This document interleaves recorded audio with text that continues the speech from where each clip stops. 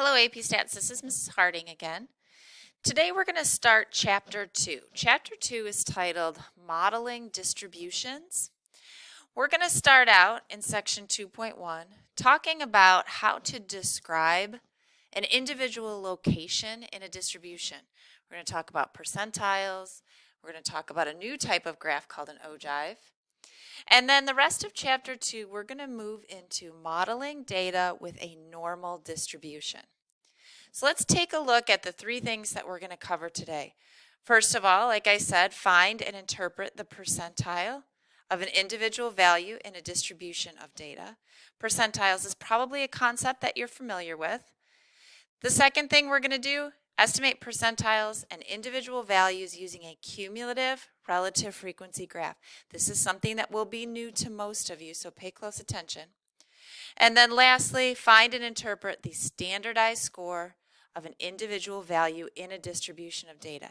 A z-score is also something that you may be familiar with from other classes, but we will refresh your knowledge and hopefully dig just a little bit deeper here in Chapter 2.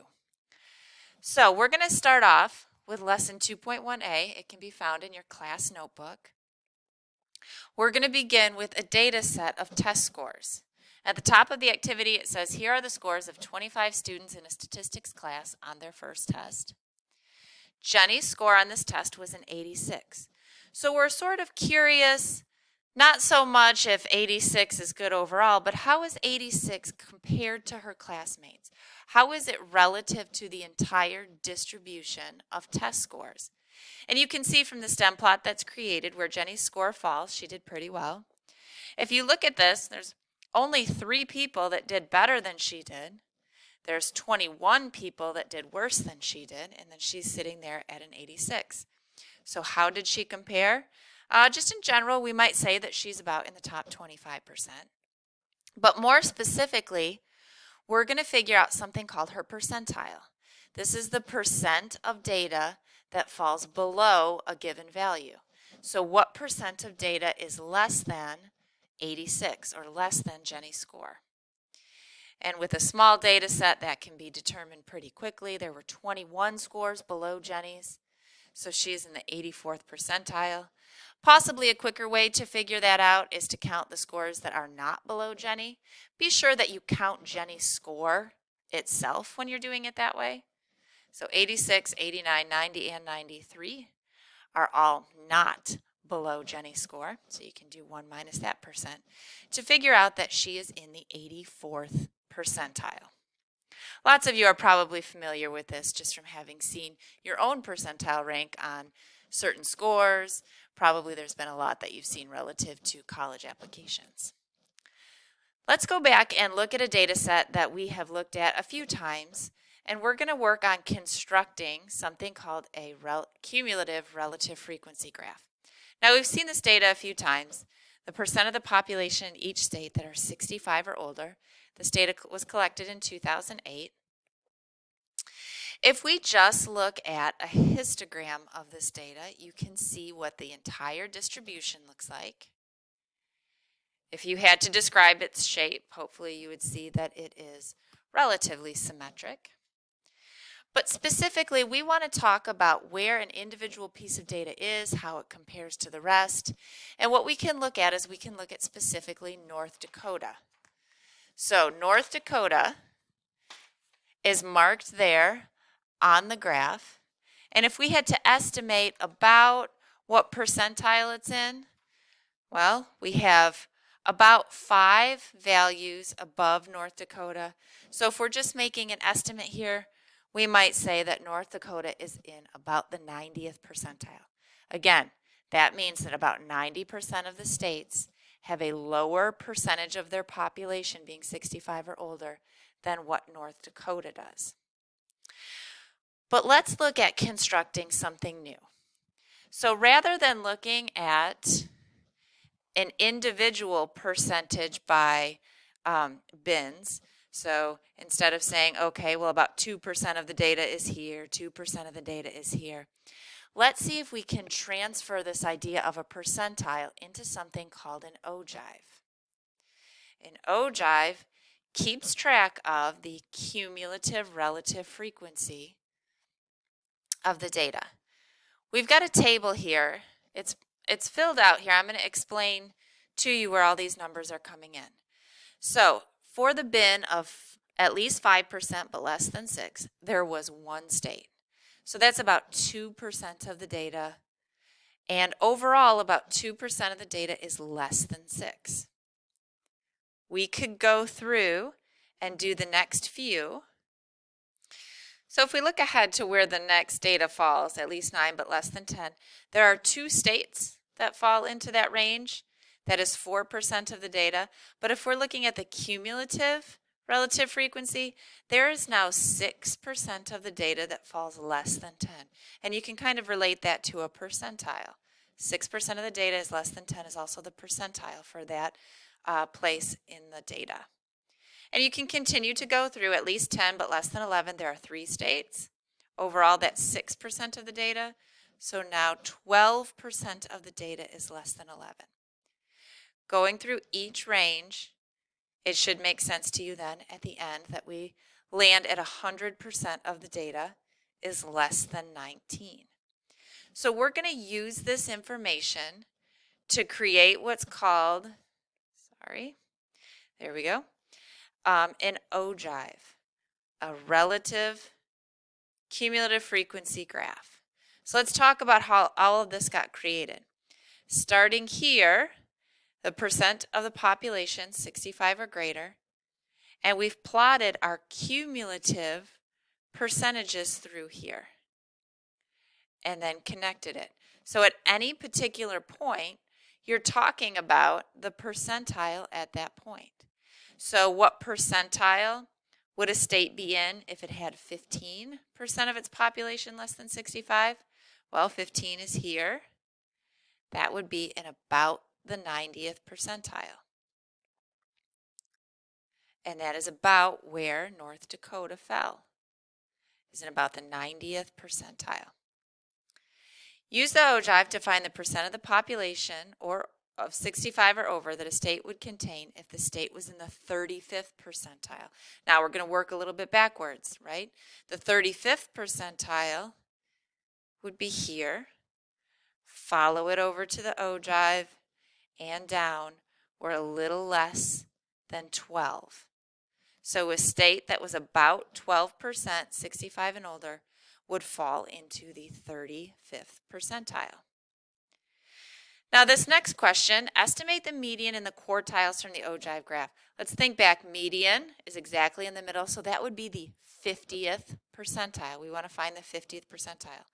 The quartiles are 25th and 75th percentiles. So we just need to go to the ogive and find those percentages. We've got 25 here, 50 there, 75 up here. Hopefully you can see my cursor on the screen. And if you follow those over, it should show you which data value falls in each of those places. So something with a state with 11.5% of the population 65 and older would fall into the 25th percentile. That would be the first quartile. 12.5% 65 and older would be at the median. 14% of the population being 65 or older would be the third quartile. It would be the 75th percentile. Okay, we're going to compare the shapes of the cumulative relative frequency graphs with the distribution of the original data. So let's take a look at a new set of data. It says the Student Government Association at the University of Illinois at Chicago was interested in how much students spend per month on housing. They randomly select a group of students living off campus and collect this information. So you have ranges, you have the frequencies, and part A there says construct a relative frequency histogram. Not a cumulative relative frequency yet, just relative frequency. Remember, this means that you need the proportion or percent of the data that falls into each interval. So I need to know that there's 80 total students and construct this graph. And again, my screen won't scroll, apologies. We're going to construct this graph by determining the proportions of data that fall into each interval. So here, 250 to less than 300 is a little less than 12.5% of the data fell into this category. Now take a look at this. This has a different shape than what our previous data set did. If you look at this, this shape is skewed to the right, unimodal. Let's take a look at what its ogive, or what its cumulative relative frequency graph would look like. We can just go through, add these percentages together, and this is what the cumulative relative frequency graph would look like. Now compare this to the cumulative relative frequency graph of our previous data, which was symmetric. I'm going to scroll real fast. This is what it looked like when we were talking about a distribution that was symmetric. Here's what we're talking about when we're looking at a distribution that is skewed to the right. Can you think about why the shape of the graph is creating a cumulative relative frequency the way that it is? Think about, for this one skewed to the right, there is quite a bit of data initially. Large amounts of data are in these first few bins. So the cumulative relative frequency graph is growing rapidly. As it gets to larger numbers, there's a little less data, a little less data, a little less data. So the cumulative relative frequency graph is growing more slowly. So if you look at the rate of growth here, it's going up very, very quickly because of the large amounts of data that are here. And then it starts to slow down out to the larger amounts. As opposed to the symmetric distribution. The symmetric distribution started out a little slowly. There was just a little bit of data there in the beginning. The center of the graph had the bulk of the data, so there's the rapid growth in the cumulative relative frequency, and then the growth slows down at the end. So think about for just a second, based on that, what would it look like if it was instead skewed to the left? Where would the rapid growth be? Where would the slow growth be? And then I want you to jump ahead to the page that shows all three shapes. Here's a handwritten shape. Take a look at this. Does this match what you thought? So the right skew was rapid growth and then slowed down. Symmetric was slow and then rapid in the middle, slow at the end. And the left skewed, because there are smaller amounts of data on the left, has slow growth in the beginning and then rapid growth towards the end. Now, after this is a small check your understanding that seems to be a bit skewed, but I want you to pause your video, read through the check your understanding, and answer the question. So interpreting those percentiles, I realize the answer here on the screen is a little scattered around, but 34th percentile for weight means 34% of girls are lighter than she is. 67th percentile for height means 67% of the girls are shorter than she is. So she is taller than about 2/3 of the other girls her age. So relative to other girls her age, she's probably relatively tall and thin. So now let's look at a given cumulative relative frequency graph to see what information we can get from it. It says the graph displays the cumulative relative frequency, the lengths of phone calls made from the math department office at Hinsdale Central last month. So the first question, about what percent of calls lasted less than 30 minutes? Well, 30 minutes is about here. Follow it up and over. We're looking at 60% of the calls were less than 30. 30 minutes or more. I hope it's intuitive that that's 40%. And then again, estimate Q1, Q3, and the IQR. Okay, well, IQR is just the difference between Q1 and Q3. Q1 is the 25th percentile. So we're starting over here, roughly where 25 is, following it over, and estimating that about 13 minutes is in the 25th percentile. Then we need the 75th percentile. and we're going to estimate roughly 32 minutes is in the 75th percentile, creating an IQR of about 19.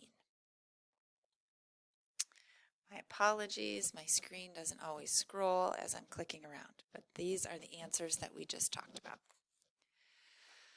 All right, we're going to move into a new concept called a z-score.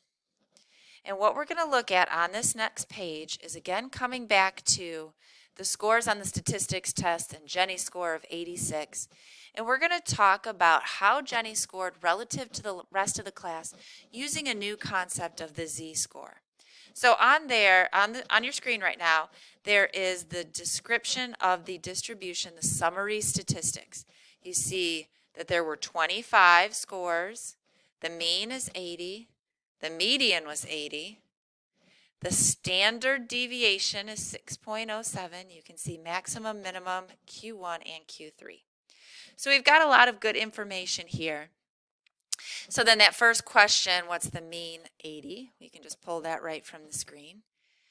How does Jenny's score of 86 compare to the class average? Well, we sort of already talked about that she is in the top 25%. But there's another way that we can describe her score relative to her classmates, and that's by looking at the spread of the data. So 80 is definitely the center of the distribution, and she is above that. But something that's also important to take into consideration is how spread out is the data. Is the data very tightly clustered around 80? In which case 86 might actually be an incredible score if most people are very tightly clustered around 80. Is the data more spread out, ranging from 100 down to 60 or 50, in which case her score of 86 might be a little bit more moderate. And the measure of variability that we talk about most often with quantitative data is the standard deviation. And from the given information, the standard deviation is 6.07. That is the average amount that a data value in the set varies from the mean. And so we're going to look at how many standard deviations roughly is Jenny above or below the mean. And with a score of 86, we would say that she is roughly 1 standard deviation above the mean. This is getting us into the idea of what a z-score is. A z-score is a measure of how many standard deviations a given value is from the mean of a data set. And there's a formula there for determining that. Take your data value, subtract the mean, and divide by the standard deviation to get the z-score. So in the question there, find the z-score for each of the following students in Mr. Bowman's statistics class. Interpret each answer in context. I think you guys can follow the formula pretty well. With a z-score of 2.14, what does that mean? First of all, it's positive, so she's above. It says Katie scored 2.14 times the standard deviation above the mean, as opposed to a score of 72, which is negative, so this is someone that has scored below the mean. They are 1.32 times the standard deviation below the mean. So Katie scored farther above than Tim did below. Take a look at this last question. A few days after receiving her score of 86 on this test, Jenny got her English test back and was a little disappointed with her score of 82. The teacher said that the class scores were roughly symmetric with a mean of 76 and a standard deviation of 4. So one advantage of finding a z-score is that you can compare scores that have different distributions with different means and different standard deviations. If you compare the z-scores, you can describe who did better relative to the rest of that particular distribution. So it says calculate Jenny's z-score of 82 on the test. Her z-score is 1.5. So even though she scored less at an 82%, relative to the rest of the class, relative to the distribution, Jenny actually did better on the English test than she did on the statistics test. So we're able to compare her position within these distributions, even though they have different metrics. They have different means, different number of students taking it, different standard deviations. By giving them a standardized z-score, we can compare the two. So what I'd like you to do right now is pause the video and complete the check your understanding on the next page. Okay, if you haven't already checked your answers, you can see them on the screen. Lynette's height is about a half a standard deviation below. Brent is 1.63 standard deviations above. That makes him relatively tall to the class. But relative to his basketball team, he is actually below average. So what is the standard deviation of the basketball team members' heights? We're just looking at using the z-score formula to determine that the standard deviation is 2.35. As always, if you have any questions, let Mr. Bowman or I know. Enjoy the rest of your day.